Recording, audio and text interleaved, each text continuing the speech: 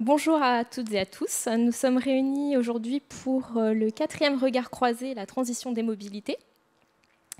Et pour traiter du sujet transport, mobilité, aménagement des territoires, nous avons 3 invités d'exception.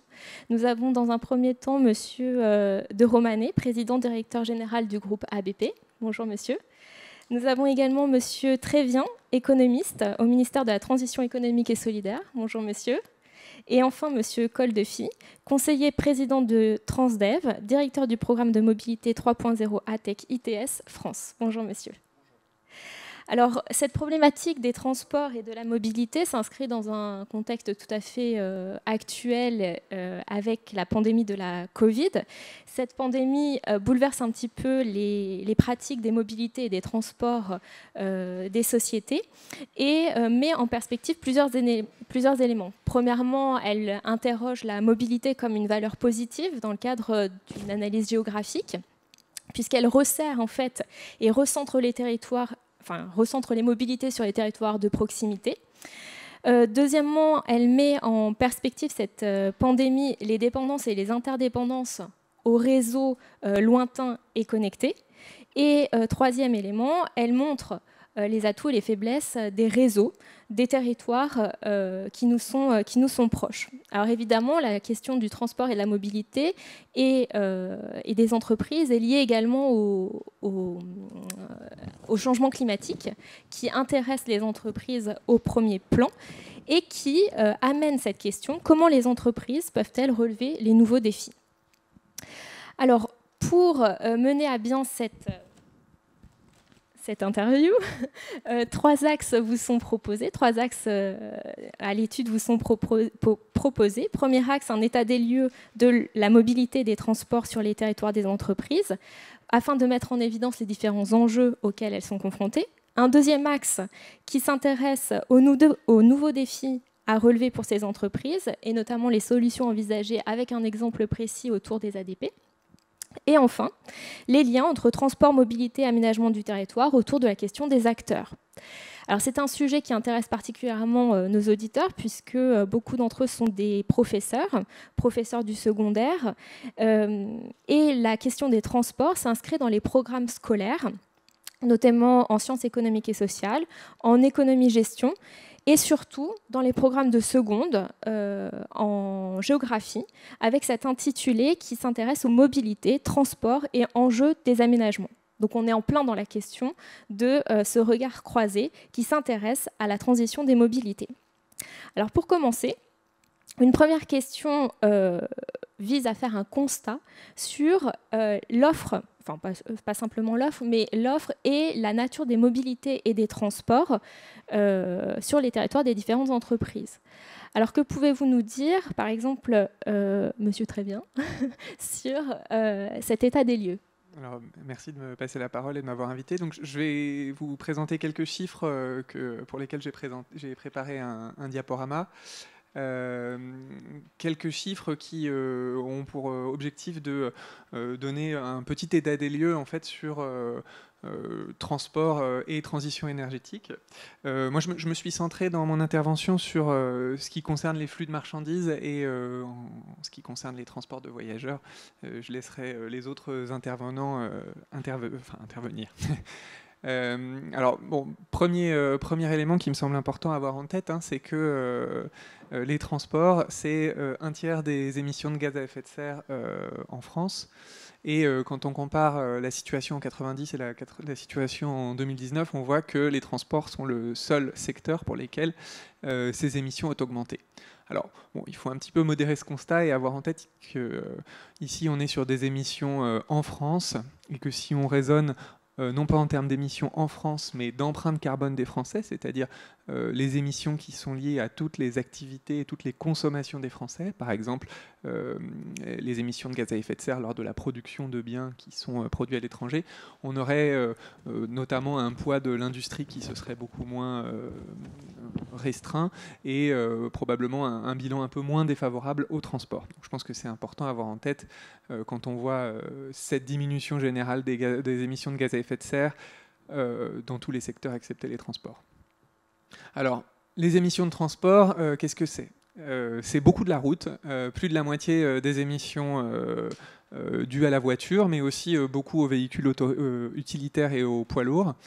Et bon, j'ai ajouté en plus des émissions nationales un autre bâton qui représente les émissions internationales pour avoir en tête que certes l'aérien, quand on prend en compte uniquement les vols intérieurs, c'est très peu comparé à la route, mais quand on réintègre les vols internationaux et les émissions de gaz à effet de serre dues aux Français et dues à la France, on a quand même quelque chose où on voit que la route n'est pas le seul point d'intérêt, le seul point important pour les émissions de gaz à effet de serre, mais que l'avion compte aussi un peu, mais beaucoup moins que la route. On le voit bien sur ce graphique.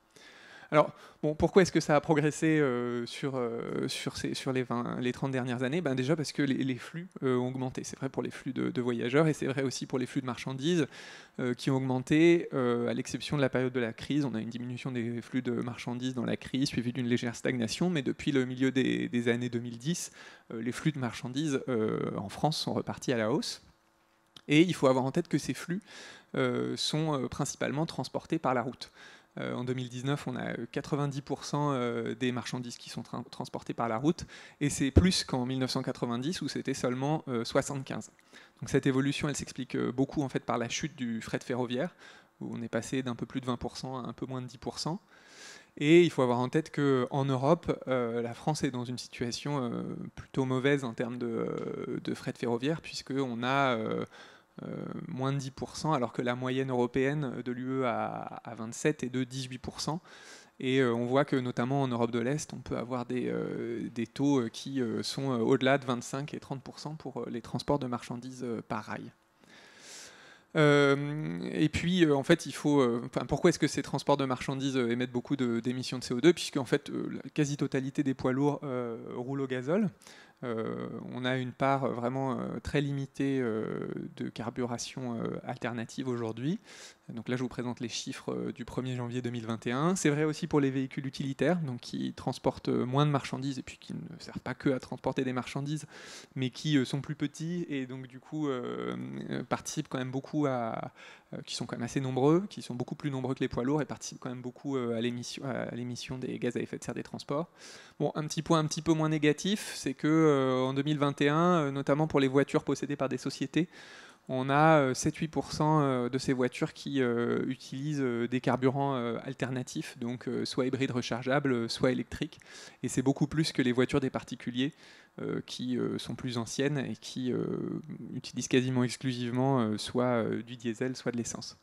Et dernier point, pour montrer quelles sont les évolutions les plus récentes sur la carburation des véhicules qui sont utilisés pour les transports de marchandises. Alors, les poids lourds immatriculés en 2020 sont encore à 95% utilisent du gazole. On a une petite émergence du gaz, mais c'est seulement 5%. Les carburations alternatives, c'est encore moins pour les véhicules utilitaires. On est à quelques pourcents d'hybrides rechargeables et très peu d'électriques. C'est un peu mieux sur les voitures et on dépasse pour la première fois en 2020 les 10% de motorisation alternative, aussi bien pour les voitures achetées par des sociétés que pour les voitures achetées par des particuliers. Et les premiers chiffres de 2021 montrent que cette accélération se confirme. Voilà, donc je vous remercie pour votre attention et je vous rends la parole. Merci. Oui, alors pour compléter cet état des lieux, j'ai aussi 2-3 slides, si vous pouviez nous les projeter. Je crois que ce qui est important déjà de considérer, c'est la mobilité, si vous voulez, ça fait partie, effectivement, comme vous l'avez rappelé, une composante essentielle de nos vies. On a tendance des urbanistes disent que la mobilité, c'est le croisement de plusieurs systèmes. Voilà. Donc un système de transport évidemment, donc la voiture, des transports en commun, des avions, et surtout un système de localisation. Où est-ce que j'habite ? Où est-ce que je travaille, qui sont les deux lieux les plus essentiels de tout un chacun, et le tout pour réaliser un programme d'activité. Donc si vous voulez, là, quand on travaille on réfléchit aux questions de mobilité, on ne peut pas faire l'impasse sur des questions de de sociologie, des questions de géographie, des questions d'économie.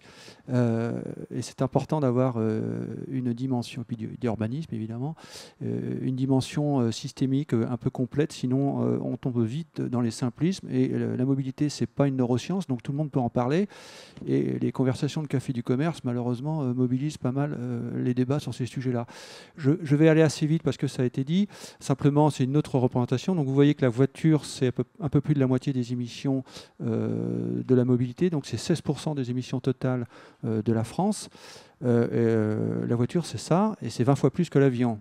Donc ceci pour juste dire, vous voyez, on était tout fiers d'avoir interdit dans la loi récente les déplacements en avion quand il y avait des liaisons en train de moins de 2 heures. L'impact sera quasi nul sur les émissions. Le sujet, il n'est pas là. Le sujet, pour les déplacements de personnes, c'est la voiture. Voilà. Alors effectivement, on a une hausse des émissions des transports de 12% depuis 1990. On s'était engagé avec le Grenelle à les diminuer de 20%. On n'a pas tenu cet engagement-là. Et quand je dis on, c'est tout le monde, c'est pas les politiques, c'est vous et moi, puisque la voiture, c'est tout le monde. Et donc, baisser de 55% en 2030, c'est-à-dire dans 9 ans, c'est l'engagement de l'Union européenne et c'est l'engagement de la France, avec une neutralité en 2050, je crois qu'on ne réalise pas le changement qui nous est demandé. C'est quelque chose de colossal. C'est quelque chose de colossal qu'on n'a jamais réussi à faire jusqu'ici. Et donc, il va falloir qu'on change vraiment de braquet. Ceci pour un peu poser le décor sur ce qui nous attend. Alors, pour baisser ces émissions, on a assez classiquement, l'ingénieur que je suis, veut vous dire qu'une petite équation basique, vous dire que les émissions, c'est des émissions unitaires que multiplient les kilomètres parcourus, que multiplient le taux de remplissage. Et donc, les émissions unitaires, évidemment, la voiture électrique et en France, quelque chose d'important, puisque une voiture électrique, on va dire les organismes sérieux vous le disent, ça permet de diviser par 2, voire un peu plus, les émissions avec le mix énergétique français, qui est très peu carboné. En Allemagne, une voiture électrique, c'est plus d'émissions, il faut le savoir, parce qu'eux, ils tournent au charbon. Dans l'état actuel, au mieux, d'ici 2030, on fera moins 20% avec la vitesse de renouvellement du parc. Ce qui veut dire, avec une équation extrêmement compliquée, que pour faire 55%, il faudra que les kilomètres parcourus et le taux de remplissage fassent moins 56%. Dans les 20 dernières années, on a mis 83 milliards d'euros sur les transports publics. La baisse des kilomètres parcourus en voiture a été de 3%. Juste pour vous resituer l'enjeu de ce qui nous attend. Et cette faible performance s'explique parfaitement. Je l'expliquerai dans le temps 3 de cet échange. Voilà, je pense que j'ai terminé sur cette partie état des lieux. Je passe la parole peut-être à M. de Romanet si vous voulez ajouter et nous spécifier un peu ce qu'il en est du transport aérien. Donc, trois points. Le premier, c'est que depuis 2019, le transport aérien a été pris comme un beignet dans une friteuse. Le monde n'est plus le même pour le transport aérien. Pourquoi ? Parce que jusqu'en 2019, et je vais y revenir, que le monde du transport aérien a fait beaucoup d'efforts pour se décarboner. Les constructeurs d'avions pensaient que la dernière goutte de kérosène serait pour eux. Et c'est ce qu'on disait toujours, l'avion aura toujours besoin de kérosène. Et puis, il y a eu ce double effet, d'une part, de Greta Thunberg, qui a incontestablement secoué un peu le monde aérien, et puis aussi la prise de conscience de ce que la croissance très très forte du transport aérien, qui était environ le double du PIB français, on estimait que le transport aérien mondial allait croître entre 4 et 5% par an, ce qui était le mix entre le transport aérien des pays émergents, environ 8% par an, et des pays développés, environ 2%. Et pourquoi les pays émergents ? Parce que vous mettez à voyager lorsque vous accédez au statut de classe moyenne. À partir du moment où vous pouvez vous habiller, vous vêtir et vous nourrir, le besoin qui vient immédiatement après, c'est le besoin de voyager. Or, on estimait il y a quelques années qu'un Indien moyen voyageait 28 fois moins qu'un Américain. Donc imaginez le jour où le niveau de vie moyen des Indiens atteindra celui des Américains. Donc il y a une espèce de frayeur en 2019 qui était de se dire le transport aérien ne peut pas croître à ce rythme, sauf à menacer les objectifs de réduction des émissions de CO2. Le transport aérien avait fait des efforts de réduction, mais d'une part, ils étaient peu connus, et d'autre part, je pense que peut-être que l'idée que le transport aérien ait son régime spécial de réduction des émissions de CO2. Le transport aérien ne fait pas partie de la conférence des parties. Quand on réunit COP21, COP22, COP23, le transport aérien est hors de ce système. Il est un système qui est géré par l'OACI, qui a un dispositif spécial qui s'appelle le CORSIA. Et avant même de préparer cette réunion, nous discutions entre nous et aucun d'entre nous n'était capable de dire si le CORSIA était plus exigeant ou pas que les exigences nées des engagements des conférences des parties. Ce qui montre bien que finalement, à vouloir se sortir de la règle normale, peut-être pour être plus avantagé, on fait une erreur, puisqu'en fait, on est d'autant plus pris comme bouc émissaire. Donc, la situation du transport aérien aujourd'hui, elle est celle d'un secteur qui a fait beaucoup d'efforts. Je ne vais vous donner pas beaucoup de chiffres, mais un seul. En 2009, le secteur aérien s'était engagé à ce que la croissance du transport aérien soit neutre en émissions de CO2 à partir de 2020. Et il a atteint cet objectif. Et par ailleurs, il s'était engagé à une division par 2 des émissions mondiales à horizon 2050 par rapport au niveau de 2005. Donc, le premier point donc, de mon propos, c'était de dire que le transport aérien a pris conscience de la nécessité de se prendre par la peau du cou en 2019, alors même qu'il avait déjà fait pas mal d'efforts. Et le troisième point de ma démonstration, s'il me reste encore 1 minute 22, c'est pour vous dire quelle est, à mon avis, la physionomie du transport aérien dans les années qui viennent. Elle va être celle d'un transport qui va être divisé en 3 catégories d'avions. Je reviendrai tout à l'heure sur toutes les mesures qui peuvent être prises par les entreprises comme les nôtres pour contribuer aux réductions d'émissions de CO2. Mais pour ce qui concerne l'objet avion, on aura 3 types d'avions. Le premier, ce sont les avions électriques. Il est tout à fait pertinent de penser que pour les avions court courrier, nous aurons des avions à propulsion électrique. Nous avons par exemple une société slovène qui s'appelle Pipistrel, qui développe d'ores et déjà des avions écoles, qui sont des avions électriques. Alors l'intérêt d'avoir un avion école électrique, il est double. D'une part, il n'émet pas de CO2 et d'autre part, il ne fait pas de bruit. Alors, vous savez que les riverains des aéroports écoles sont extrêmement irrités par le fait que les élèves, évidemment, font des tours de piste qui font du bruit, etc. Donc, il y aura des avions électriques à échéance de 2025-2030. Et dès aujourd'hui, Pipistrel envisage de commercialiser un avion qui pourrait transporter une vingtaine de personnes sur des courts courriers. Ensuite, pour les moyens courriers, la question aujourd'hui qui est ouverte, c'est celle de l'avion à hydrogène. Airbus, qui est une entreprise sérieuse, s'est aujourd'hui engagé dans un grand programme de recherche et estime qu'il pourra dire oui ou non en 2025 si l'avion à propulsion à hydrogène est envisageable. Et ils ont un certain degré de certitude quant au fait que ce sera possible. Et ces avions à propulsion à hydrogène pourraient couvrir des distances comprises entre 500 et 1200 ou 1500 km. Et puis, pour les avions au-delà de 1500 km, les contraintes de stockage de l'hydrogène ne permettront pas de recourir à ce mode de propulsion. Et là, on aura recours aux carburants qu'on appelle les carburants durables, c'est-à-dire des carburants qui sont produits avec des techniques particulières qui n'émettent pas de CO2. Aujourd'hui, un avion pourrait normalement ingérer 50% de carburant durable. Les moteurs l'autorisent. Et même le groupe Rolls-Royce a expérimenté des moteurs qui peuvent ingérer 100% de carburant durable. Aujourd'hui, il n'y a que 0,5%. Pourquoi ? Eh bien, c'est un peu le problème de la poule et de l'offre et la demande.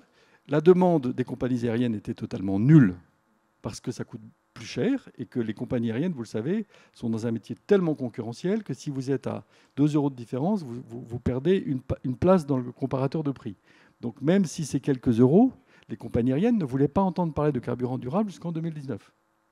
Le monde a changé.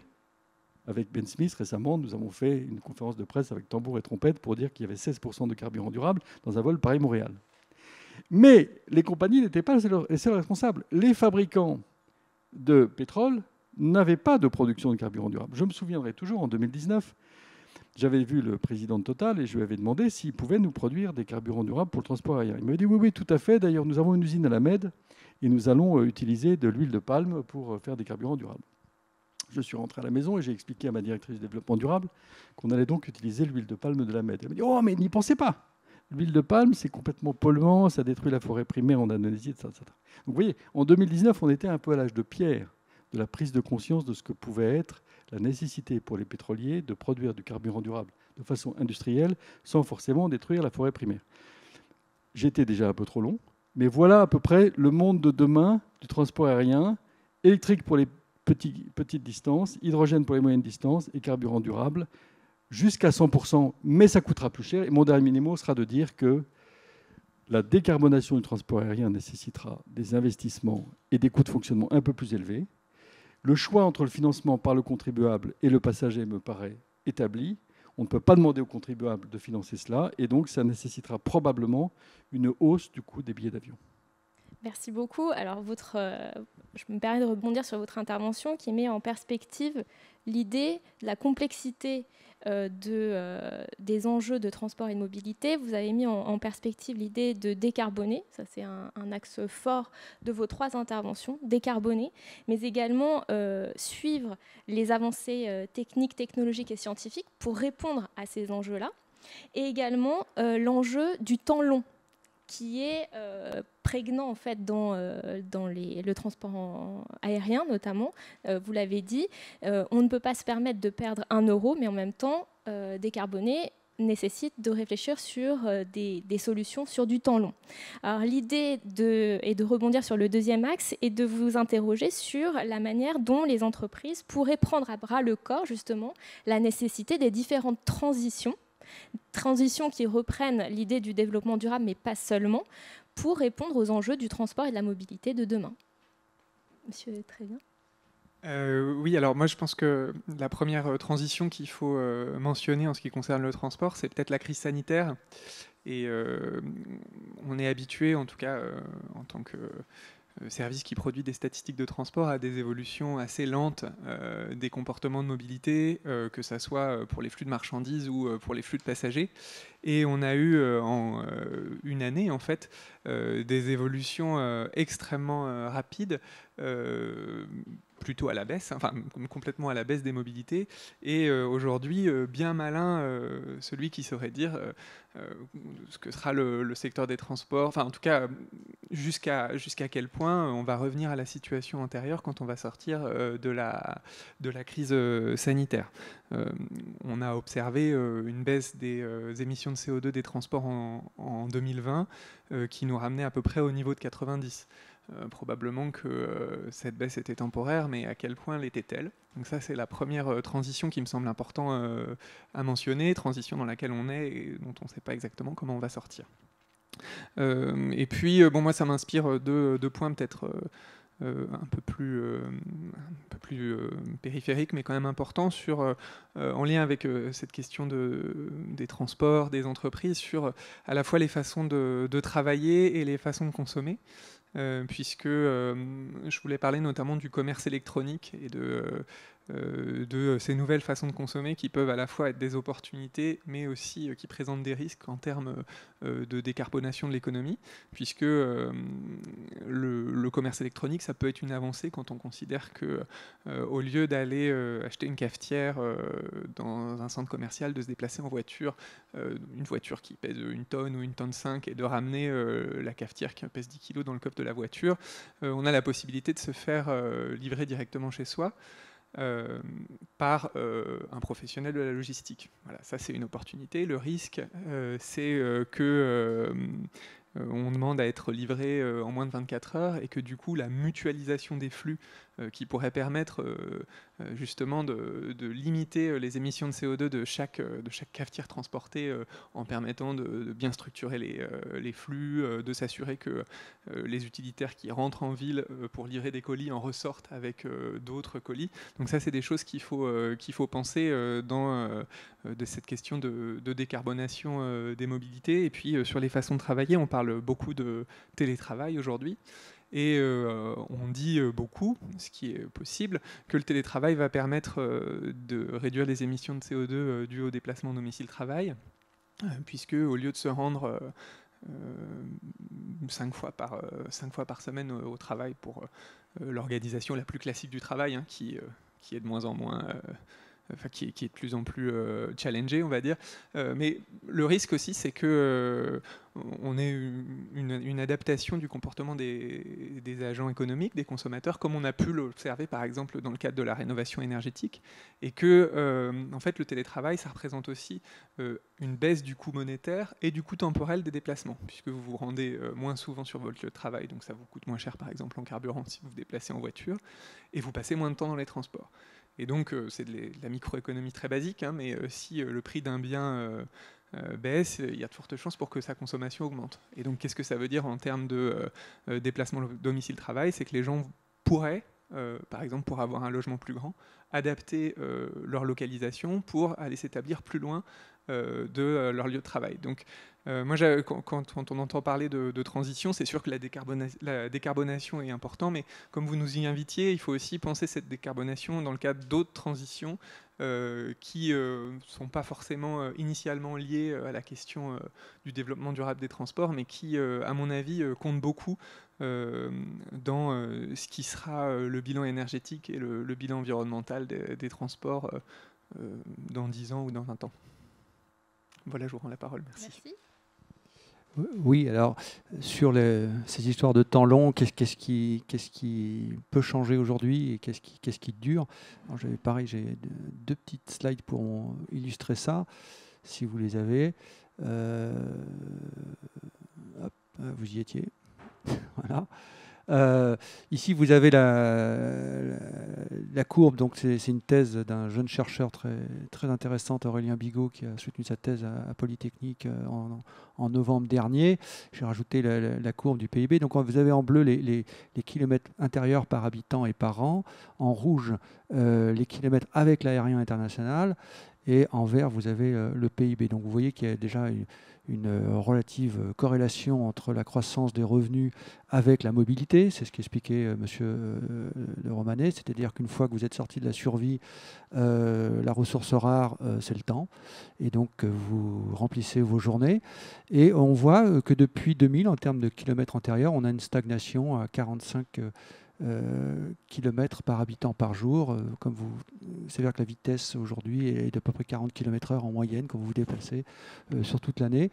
Et on a plutôt une stagnation et pas une évolution à la hausse ni à la baisse, sauf évidemment pour l'aérien, puisque l'aviation internationale est passée de 1500 à 2500 km par habitant par an en 20 ans. Donc premier point, on a quand même une stagnation qui est importante. Donc est-ce que demain, pour revenir à ma petite équation, il faudra réduire les distances parcourues? Donc vous voyez qu'en 1, on ne l'a jamais fait. Et donc j'en doute quand même très fortement, l'humain étant ainsi fait. Pascal l'avait déjà bien théorisé. Comme quoi il était le plus difficile pour un homme, c'était de rester assis sur sa chaise à ne rien faire. Donc voilà, soyons aussi un peu réalistes et pas projetons nos rêves sur les réalités. Alors la crise Covid a amplifié aussi un phénomène que j'appelle moi quelques simplismes avec des équations basiques. Plus de vélos égale moins de voitures. Alors, le vélo, d'abord, c'est un outil. Moi, je suis un cycliste. Je faisais 40 km par jour quand je travaillais à la métropole de Lyon pour aller travailler. Donc, c'est vraiment l'outil super pour la mobilité urbaine à plusieurs titres. D'une part, il est individuel, vous dépendez de personne.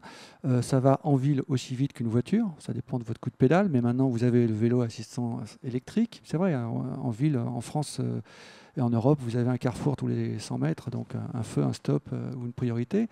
Donc voilà. Et ça ne pollue pas et ça occupe 3 fois moins d'espace que la voiture. Et ça coûte très peu cher à l'usager et à la collectivité, il ne faut pas l'oublier. Donc on se dit c'est l'outil génial. Donc plus de vélos égale moins de voitures. Voilà. Mais le vélo, il a un petit problème, c'est qu'il a une portée limitée de 5 à 10 km. Et qu'aujourd'hui, les distances domicile-travail, elles sont élevées. Elles représentent 60% des distances parcourues dans les aires urbaines.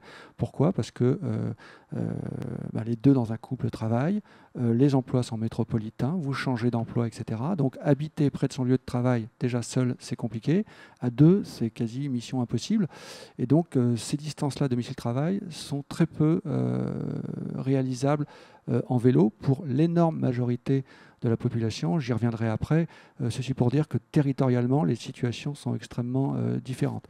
J'ai fait une petite comparaison rapide sur ce qu'on appelle la part modale, c'est-à-dire c'est le nombre de déplacements entre la voiture, les transports en commun, le vélo et la marche à pied. Entre une ville comme Lyon, à l'intérieur de son périphérique, Amsterdam, Strasbourg et Copenhague, qui sont les championnes de France et d'Europe et mondiales du vélo. Et vous vous rendez compte que si vous additionnez vélo, marche à pied, ça fait 47% des déplacements pour à peu près tout le monde. Et que les villes où il y a le plus de vélos, ce sont les villes où on marche le moins. Et que la ville où il y a le moins d'usage de la voiture, c'est Lyon, c'est pas Strasbourg. Et de très loin. Pourquoi ? Parce qu'on a un système de transport en commun à Lyon qui est extrêmement performant et qui adresse justement ces flux longs. Et on oublie une chose, le sujet, c'est pas de faire monter le vélo, c'est de faire baisser la voiture. Donc vous voyez, il faut peut-être repenser un peu les choses, jouer l'intermodalité, c'est-à-dire la combinaison entre le vélo et le transport en commun, avec des parcs relais pour les vélos, et déployer des pistes cyclables en dehors des villes-centres. Ce n'est pas dans les villes-centres que se situe le sujet, c'est dans les liens entre le centre-ville et les couronnes. Voilà. Il y a d'autres simplismes qu'on pourrait, mais peut-être que les questions fuseront, et on verra ensuite. Merci beaucoup. Donc là, vous abordez justement la question de que faire pour relever ces différents défis. Monsieur de Romanet, vous vouliez peut-être évoquer la question de l'aéroport durable. Oui, donc vous me demandez ce que peuvent faire les entreprises pour répondre à ce défi. Alors, une entreprise aéroportuaire, elle est peu émettrice de CO2. Nous émettons 5% du CO2 global du monde aérien, qui lui-même n'émet que 3% des émissions de CO2 de la planète. Donc, en fait, nous émettons 0,15%. Ce n'est pas une raison pour ne pas s'occuper du problème. Première chose que je pourrais dire, c'est quelque chose d'assez récent. Les pouvoirs publics nous ont intimé l'ordre, en tant qu'entreprise publique, de définir une raison d'être. Eh bien, nous avons défini une raison d'être avant la crise Covid, qui est la suivante: accueillir les passagers de façon responsable et imaginative en France et dans le monde. Alors, vous observerez que dans cette raison d'être, nous n'avons pas comme mission de faire croître le transport aérien. Dès cette époque d'avant le Covid, la chose qui me paraissait la plus importante pour une entreprise comme nous, c'est l'hospitalité. Le fait de bien accueillir les gens qui décident de prendre l'avion. Parce que, comme vous le savez, prendre l'avion, c'est souvent un calvaire. Vous avez des files d'attente, vous avez des contrôles, vous devez enlever vos chaussures, votre ceinture, vos bigoudis, enfin bon, calvaire. Donc, ce que nous faisons en tant qu'entreprise, c'est que d'abord, nous réduisons nos émissions de gaz à effet de serre quand même, parce que nous devons être exemplaires. Donc, nous avons du chauffage par la géothermie. Nous avons la chance en Île-de-France d'avoir de l'eau à 78 degrés à 1800 mètres sous terre. Donc, nous utilisons cette géothermie. Nous nous chauffons aussi avec le bois. Nous développons les véhicules électriques, les véhicules à propulsion à hydrogène sur nos plateformes. Ça, c'est la première chose. La deuxième chose, c'est que nous essayons, bien sûr, de surveiller très étroitement la qualité de l'air de nos plateformes, la biodiversité.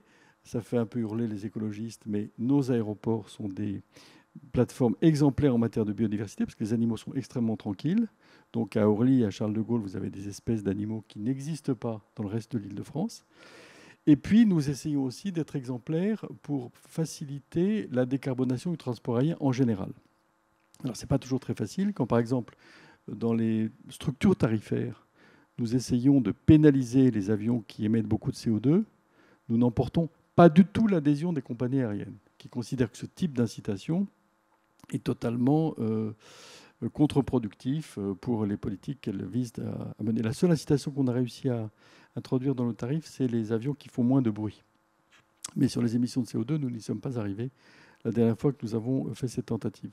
Et par ailleurs, nous contribuons à la promotion en général de la décarbonation du transport aérien en promouvant les carburants durables et en réfléchissant dès aujourd'hui sur ce que sera un aéroport qui alimentera en hydrogène les avions.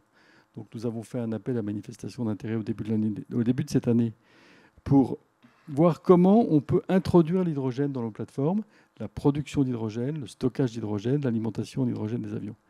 Voilà, je pourrais vous donner beaucoup de détails, mais ce qu'on peut dire, c'est que l'orientation d'une entreprise aéroportuaire moderne va de plus en plus être une orientation qui va viser à développer l'hospitalité et la responsabilité. Et nous savons que toutes nos parties prenantes ne pourraient pas supporter que nous nous présentions comme une entreprise dont le métier est de développer le transport aérien. Le transport aérien va se développer à un rythme qui sera celui que voudra la société. Mais il n'est pas question pour nous d'être des espèces de turbopropulseurs d'un mode de transport dont on sait que d'ici 2050, qui est à peu près l'échéance à laquelle on peut penser que le transport aérien sera neutre en CO2, mais d'ici 2050, nous ne voulons pas être des contributeurs à un accroissement qui irait au-delà de ce que demandent spontanément les passagers. Merci. Alors, il a été beaucoup question de décarboner, d'éléments environnementaux et écologiques. Est-ce qu'on ne peut pas aussi évoquer des transitions sociales, ou en tout cas l'idée de l'équité sociale par rapport à ces transports et à ces mobilités? On va renverser l'ordre. Oui, je veux bien. C'est un point important, hein. Donc, certes, il y a la décarbonation qui est l'enjeu majeur de nos économies. Ça concerne la mobilité, mais pas que. Et la mobilité, c'est ce qui permet quand même aux gens de vivre, d'aller au travail, d'aller chez le médecin, d'emmener les enfants à l'école, etc. Et donc, il y a un enjeu d'équité sociale et territoriale qui est quand même très important. Alors, pareil, j'ai trois petites slides, si vous pouviez me les mettre pour illustrer. Donc, comme je vous le disais, on a investi 83 milliards d'euros en 20 ans dans les transports en commun. Donc, la partie report modal de mon équation. Et vous voyez que le nombre de kilomètres parcourus, là, que vous avez en milliards de kilomètres entre 2001, 2010 et 2019, n'a augmenté voilà, il y a une baisse ça a augmenté de 3% seulement, alors qu'on a du coup des augmentations très substantielles sur le TER, sur les transports en commun urbains de province et un peu moins, mais quand même significativement, en Île-de-France de 50%. Et pourtant, malgré ça, vous voyez sur le camembert en dessous, la route pèse encore 79% des voyageurs kilomètres, moins 3% en l'espace de 20 ans. Comment se fait-il qu'on ait eu si peu de résultats avec autant d'investissements? La réponse, en fait, les choses ont bougé. Je vous ai mis ces deux photos sur Lyon et deux photos sur Paris. Vous avez les Quais du Rhône en 89 et en 2007, le même endroit. Hein. Et regardez la place Vendôme. Donc, excusez-moi de le dire, les choses ont bougé, mais elles ont bougé dans les centres-villes, dans les centres des grandes villes. Et les centres des grandes villes, voilà, les centres des grandes villes, alors c'est 16% si je prends les aires urbaines de 200 000 habitants. Si je prends les très grandes aires urbaines, c'est 10% de la population française. Et quand vous regardez, en fait, je vous ai mis ce petit diagramme en haut à droite, vous regardez ce qu'on appelle une aire urbaine, c'est-à-dire l'ensemble des communes dont au moins 40% de la population active travaille dans la ville-centre. Vous voyez, vous regardez le centre urbain, ça pèse 2% des émissions de mobilité. Donc on peut mettre des vélos ou des transports en commun dans les centres urbains, c'est très bien, mais en fait le boulot il est déjà fait, parce qu'ils sont déjà là, les pistes cyclables sont déjà là, les transports en commun sont déjà là, et c'est sur les liens centre-périphérie. Regardez les émissions entre le centre et les couronnes, ça pèse 50% des émissions des aires urbaines. Et donc là-dessus, on a une faiblesse colossale du transport en commun. Et donc, si vous voulez, je vais essayer d'illustrer. Vous avez beaucoup de gens qui travaillent dans la ville sans y habiter. Sur Lyon, c'est 220 000 personnes, à peu près un quart de la population active. Vous avez le même chiffre sur Bordeaux, un quart. Et vous avez 35 000 places dans les TER. Donc, il faudrait, à minima, 2 à 3 fois plus de transports en commun entre le centre urbain et les périphéries. Donc, c'est ça qu'il faudrait faire. C'est ça qu'il faudrait faire, et pour ça, il faut le financer. Donc c'est une question, je vais en terminer, c'est une question d'équité territoriale et sociale, c'est une question de financement. Le vrai sujet, c'est le financement. Comment est-ce qu'on finance ça? Peut-être qu'on y répondra si on a un peu de temps.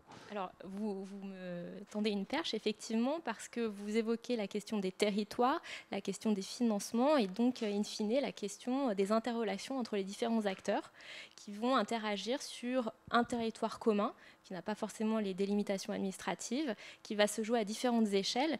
Et donc, la question est de savoir comment, justement, les entreprises peuvent interagir avec les différents acteurs qui se combinent sur ces territoires à différentes échelles.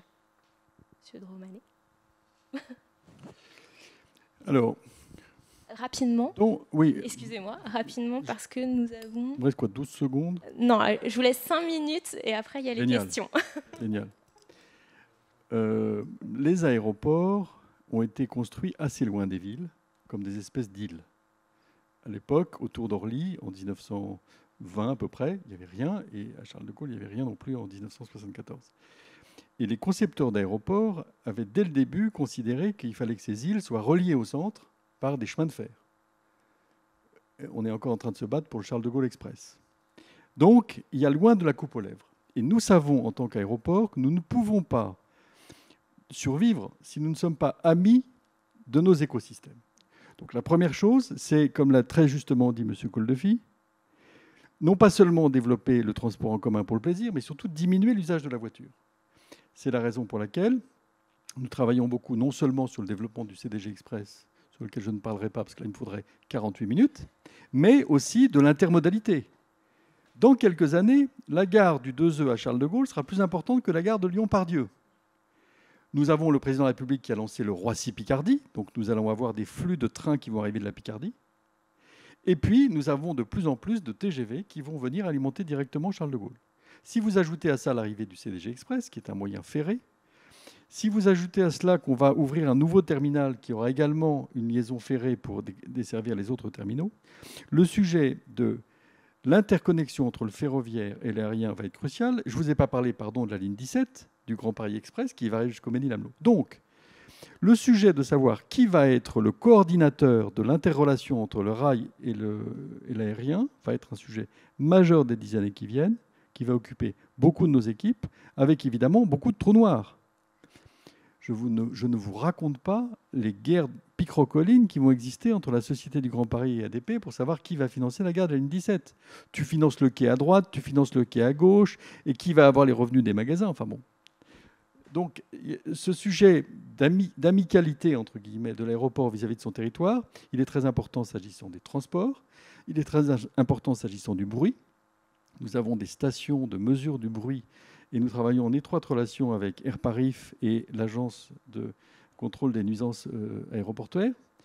Il est très important pour nous de mesurer la qualité de l'air et puis il est très important aussi d'accompagner le développement économique et social de nos territoires. À Charles de Gaulle, nous sommes au milieu d'une zone, qui est la zone du nord de l'Île-de-France, qui a été de facto sacrifiée pour l'accès au transport.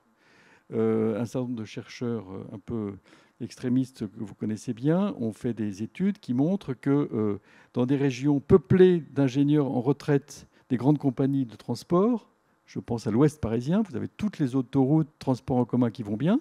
Le nord de l'Île-de-France, c'est complètement déserté.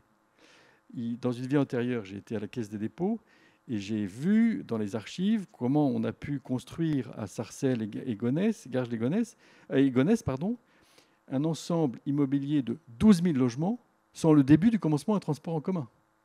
Et aujourd'hui, pour quelqu'un qui habite Sarcelles, venir travailler à Charles de Gaulle, qui est à une quinzaine de kilomètres, ça demande de passer par Paris. Donc, tout cet enjeu de création non seulement de liaisons ferroviaires ou de liaisons par bus. On finance par exemple un système qui s'appelle Filéo, qui permet aux gens d'être cherchés en bus à leur domicile quand ils viennent travailler à 5 h du matin. Quand vous avez un magasin duty-free qui accueille ses premiers Chinois qui dépensent 150 € par passager à 6 h du matin, vous avez intérêt à avoir des vendeurs. Parce que si vous n'avez pas de vendeurs, vous ne vendez pas de sa kermesse. Bon.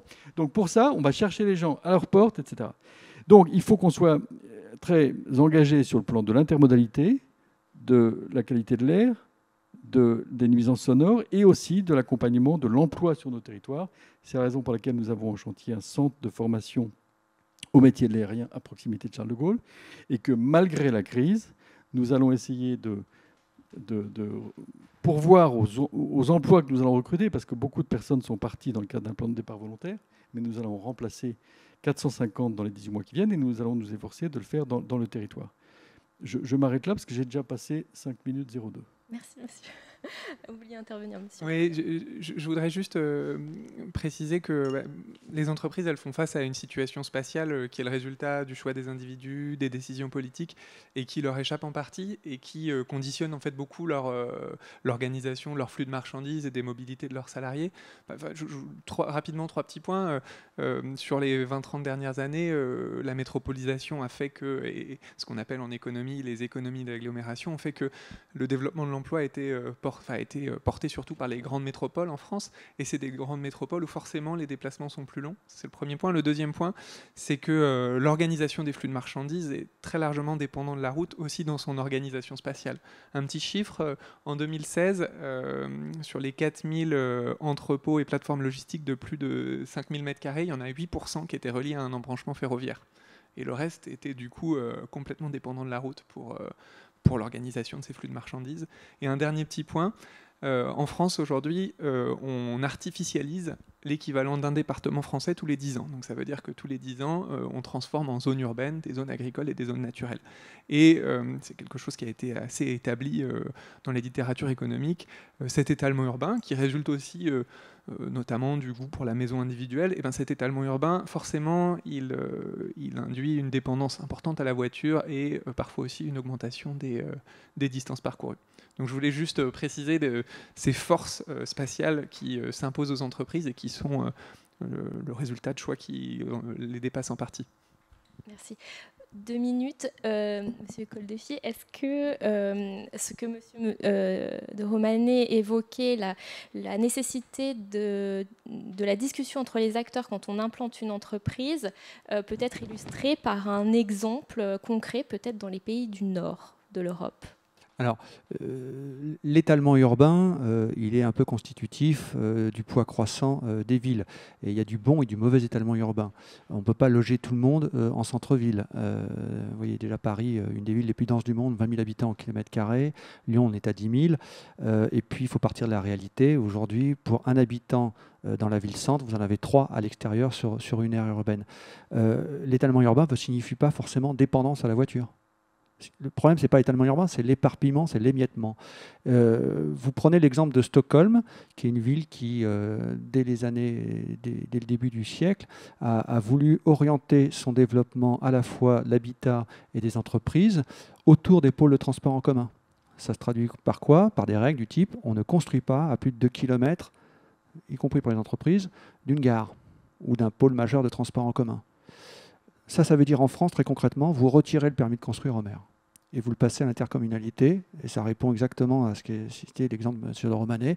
On ne construit pas 12 000 logements sans transport en commun. Donc il faut une articulation de ces politiques. Ça veut dire qu'il faut que les politiques de mobilité, et en tout cas des contraintes sur le logement, soient dans les mêmes mains. Alors peut-être pas enlever le permis de construire au maire, en tout cas qu'on réfléchisse à l'aménagement à une autre échelle que l'échelle communale.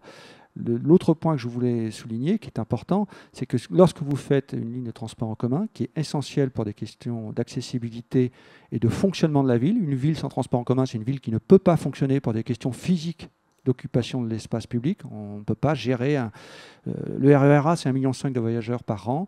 La rue de Rivoli, vous n'imaginez pas 1,5 million de voitures, de trottinettes, de vélos ou de piétons. C'est physiquement impossible. C'est pour ça qu'il faut des transports en commun dans des villes pour qu'elles puissent fonctionner. Et pour ça, il faut les financer. Et donc, si vous voulez éviter le phénomène de gentrification, c'est-à-dire d'explosion des valeurs foncières du fait de l'arrivée d'un pôle de transport en commun lourd, il faut aussi une politique de logement qui soit extrêmement active. Stockholm a acheté massivement ces terrains, ce qui fait que je crois qu'en sortie de la Deuxième Guerre mondiale, ils avaient 60% des terrains de la ville, 90% des logements ont été produits, pilotés par le secteur public de facto, avec une offre de logement diversifiée pour les classes populaires, pour les classes moyennes et pour les plus hauts revenus. Merci beaucoup. Alors, on va peut-être passer aux questions des collègues qui sont en distanciel. Une première question, les voyages d'affaires semblent définitivement remis en question. Est-ce que cela annonce une crise durable dans le domaine du transport aérien? Est-ce que les voyages d'affaires vont être diminués par rapport à la période précédente? La réponse est oui. Est-ce que ça menace durablement le transport aérien? La réponse est non. Parce que... comme je vous l'ai dit, les pays émergents ont un tel retard en termes de nombre de kilomètres parcourus par personne, et le chiffre montré par M. Coldefi montre que ça se traduit dans les statistiques du transport aérien, font que le transport aérien croîtra moins vite que ce qui était prévu initialement. Il y aura peut-être moins de voyages d'affaires. On pourrait élaborer longuement sur les raisons qui font qu'il y aura moins de voyages d'affaires, mais simplement, voilà la réponse à la question. Très bien, merci. Deuxième question, si on passe à l'avion électrique, est-ce une solution pour réduire le transport routier? Alors, peut-être un élément de réponse sur le fait qu'aujourd'hui, les avions transportent principalement des passagers. Et que pour ce qui concerne des flux de marchandises, à moins que ces avions électriques transportent des marchandises, ça ne résoudra pas la partie flux de marchandises, en tout cas si ces avions électriques continuent de transporter des passagers. Oui, je pense qu'il faut quand même revenir aussi à la question des coûts. Vous voyez, on parle beaucoup du taxi volant, etc. Taxi volant, c'est 180 € de l'heure. Donc si vous voulez, voilà, on a des solutions, mais ce n'est pas des solutions pour tout le monde. Voilà, dans le transport public, on est plutôt à 10 centimes d'euros le kilomètre. La voiture, en moyenne, est à 20 centimes d'euros le kilomètre aujourd'hui. D'où l'idée de la transition avec l'aspect social, l'équité, etc. Oui, le transport public, il a un rôle pour permettre aux villes de fonctionner. Il a aussi un rôle social pour permettre à ceux qui ne peuvent pas conduire, soit parce qu'ils n'ont pas les moyens de passer le permis et d'avoir une voiture, soit parce qu'ils ne peuvent pas conduire parce qu'ils sont trop jeunes ou trop vieux, soit parce qu'ils ont perdu leur permis, de se déplacer. Et, si je peux me permettre, le transport électrique, ce n'est pas seulement le taxi volant, c'est aussi le Paris-Le Puy, Paris-Rodez ou Paris-Aurillac qui permettra à des industries de demeurer dans ces zones à des coûts raisonnables. Aujourd'hui, la subvention qui est payée par le Conseil général de la Loire pour le Paris-Le Puy est totalement délirante. Parce qu'il y a une offre qui est modeste et une demande qui n'est pas révélée. Donc voilà, il n'y a pas seulement le taxi volant. Ouais, je parlais sur les courtes distances. Alors, autre question, si on rebondit aussi sur la question de l'équité sociale, etc., est-ce que la gratuité des transports en commun peut être une solution ? Alors, comme j'ai essayé de vous l'expliquer, si aujourd'hui, comment répondre ? Les Parisiens aujourd'hui, non mais c'est une question qui paraît, non, effectivement c'est une question politique plus que technique. En tout cas, c'est souvent 6 mois, 1 an avant les élections que ces sujets-là refont surface. Les Parisiens prennent très peu la voiture. Pourquoi ? Parce qu'ils ont le réseau de transport en commun le plus dense du monde. Comme je citais l'exemple de Lyon, vous avez la même chose sur Bordeaux, la plupart des métropoles. Les liens centre-périphérie, on a une offre de TER qui n'a absolument pas accompagné le développement de la ville. Et donc, ce n'est pas un problème de demande, c'est un problème d'offre. Si vous voulez, quand vous avez l'offre, elle est utilisée et elle est saturée aujourd'hui. Donc, ceux qui promeuvent le transport gratuit dans les grandes villes font une erreur d'analyse un peu basique. C'est que ce n'est pas un problème de demande, c'est un problème d'offre. Il n'y a pas l'offre. Demain, on pourrait multiplier par 3 les TER. Il faudrait le faire. Alors, permettez-moi, aux coûts de la SNCF, qui sont quand même 2 fois supérieurs à ceux de l'Allemagne, donc vivement qu'on fasse la mise en concurrence pour faire baisser ces coûts, pour mettre plus de trains. Et donc, c'est ça qu'il faut engager. Et ça nécessite aussi des financements. Lorsque vous voulez faire le Grand Paris Express, c'est un projet majeur qui aujourd'hui est financé par la dette. On ne pourra pas faire ça dans toutes les métropoles. Donc, il va falloir dégager des ressources. Voilà. La gratuité induit aussi un gaspillage. Imaginez que l'eau ou l'électricité soient gratuites demain. Je ne suis pas sûr qu'on économise cette ressource. Donc le transport public aujourd'hui, avec l'abonnement qui fait que le coût marginal est nul, induit qu'un quart des déplacements sur les modes lourds font une station ou 2 stations. Ben, excusez-moi, la marche à pied, c'est pas mal. Hein. Et le vélo aussi, ça permettra de désaturer les transports, les rendre un peu plus confortables pour les autres, pour ceux qui en ont vraiment besoin, ceux qui ont des déplacements un peu plus longs. Donc voilà, la ressource rare, c'est l'espace public en ville, mais c'est aussi l'argent public. Il faut pouvoir retrouver une capacité d'investissement que l'on a perdue. Oui, et puis pour aller dans le sens de ce que dit M. Koldefy, le sujet est incroyablement complexe. Parce que de toute façon, le transport n'est jamais gratuit. Est-ce qu'il est payé par le contribuable ou est-ce qu'il est payé par l'usager ? Et cette interrelation est analysée par des statisticiens, dont mon voisin de droite, qui va prendre la parole.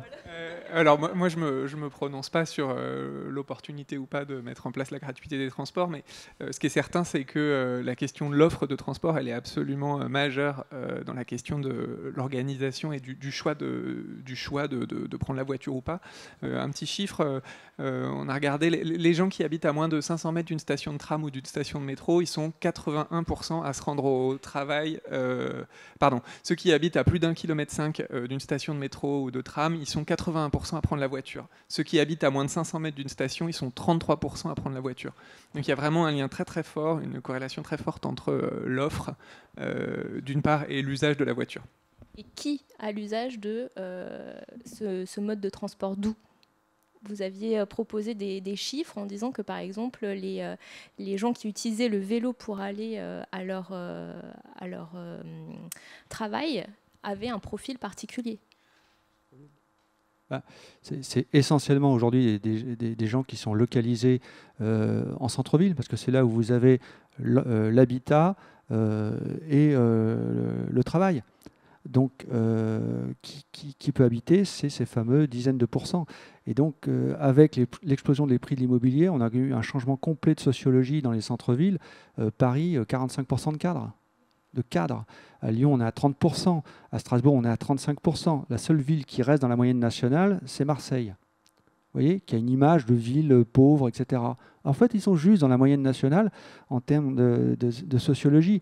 Et donc, si vous voulez, attention à ne pas projeter nos univers urbains d'hypercentre sur tous les territoires.